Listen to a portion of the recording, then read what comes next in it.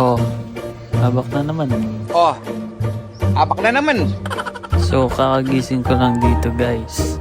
And ganito ako magpalipas ng oras tuwing hapon. Magpapakain sana ako ng kalabaw kaso wala yung mga kalabaw. So, magtatambay na lang muna ako dito at maglalakad maya-maya. Naano ka no? Let's go! Kahit araw-araw ganyan yung gagawin ko guys, di ako maiinip. Ganun talaga siguro guys pag tumatanda na. Aray ko!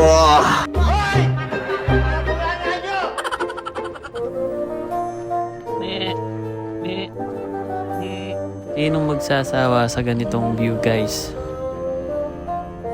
Oh, Pokari, baka naman.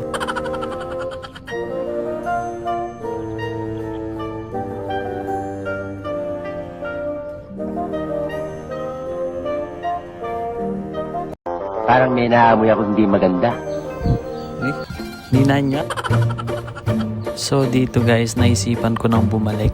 Medyo maambon na kasi.